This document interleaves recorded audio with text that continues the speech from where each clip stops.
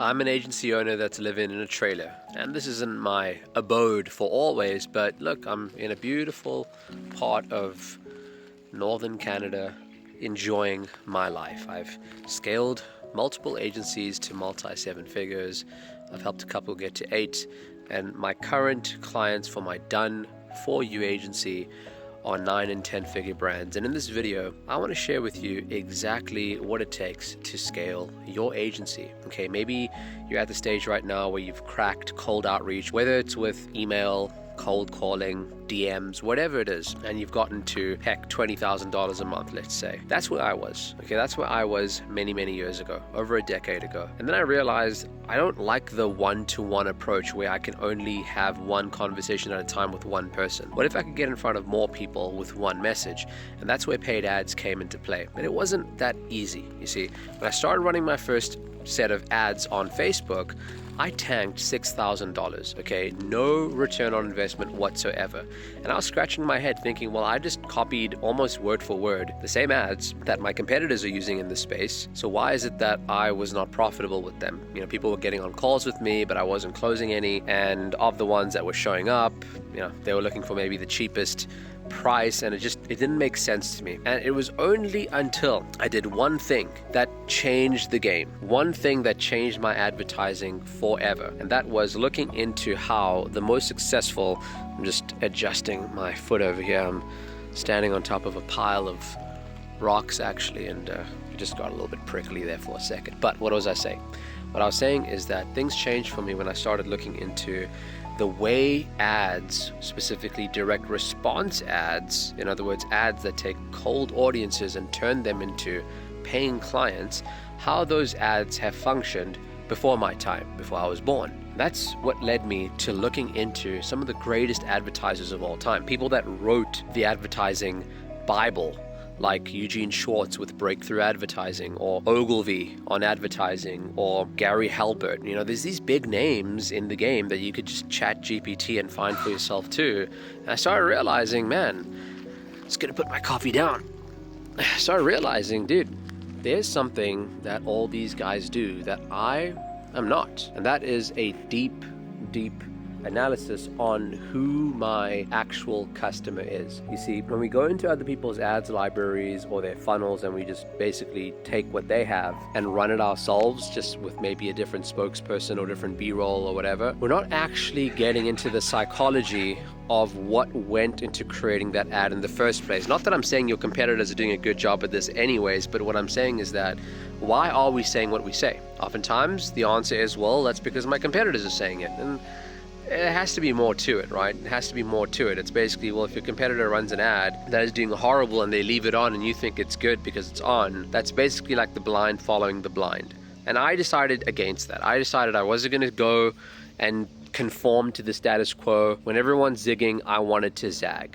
So what I did is I started studying and I started realizing, wow, my niche.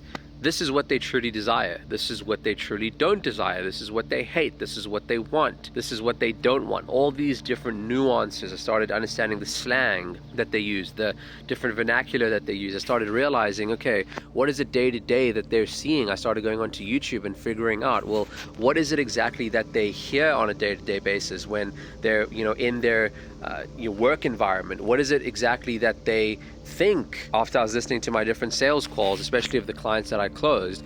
And I started realizing, man, everyone was just saying the same damn thing, which was insert big promise, okay, insert generic step-by-step process that the system claims it does, that's going to get the result, and then ultimately it was a call to action. And it was always a background where it was like a podcast studio, like crazy editing. These are all the ads that people were seeing in my niche. And I said, okay, what does it mean to zag when everyone is zigging? Or vice versa, zig when everyone is zagging. What I realized is, okay, I'm gonna actually wear the attire that these guys that I'm going after wear on their workplaces. I'm gonna talk like them. I'm gonna sound like them. I'm gonna stand in environments that are very similar to the environments they are in. And I started realizing, okay, well, if I talk like them, if I look like them, if I sound like them, well, what if I thought like them as well and articulated everything that they're thinking? And that's when things started changing. And so if you're watching this right now and you really want to make your first $1 million in marketing agency space, then that's what you got to do. What you have to do is you have to get into the literal shoes, into the head, into the eye sockets of the prospect that you're going after. And when you do that, you're able to say things in ways that no one else is able to say. You're able to have them feel in a way that no one else is able to make them feel, which is compelled. Compelled to what? Towards hope.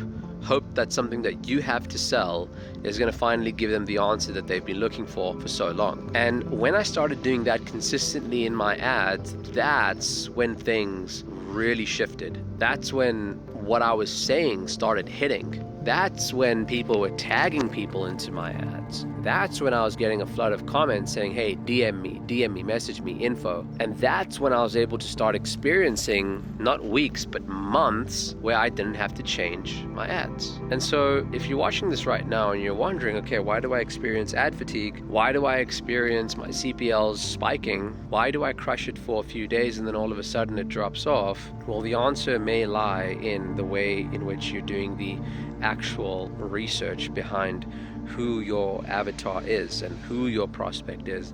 So that's one thing that I did really well. And then the second thing that I think is really, really important and paramount to scaling a successful agency is to continue to speak with your customers.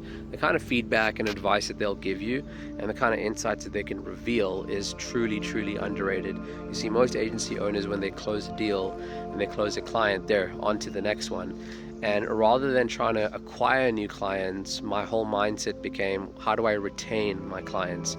And the way to retain them is to understand them and understand what it is that they like about what's happening so far and what is it that's not working about the service so far.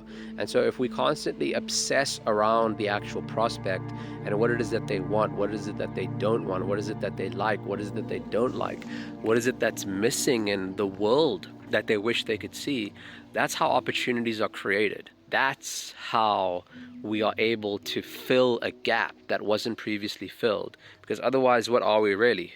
A commodity. And commodities, I don't know about you, but the ones that I see, like internet, soda, clothes, a lot of times people are price shopping. And so if you ask yourself, well, why is it that I'm getting price shoppers?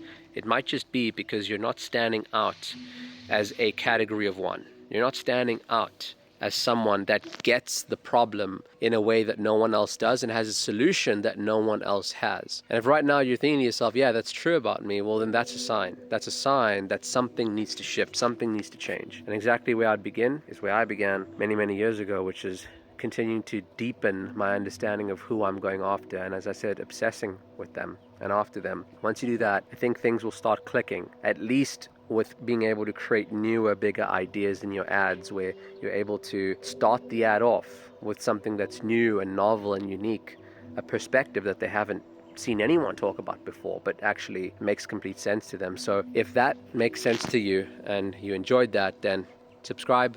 I'll be making more videos like these, specifically on ads and acquisition for agency owners. I'll see you on the next one. Peace.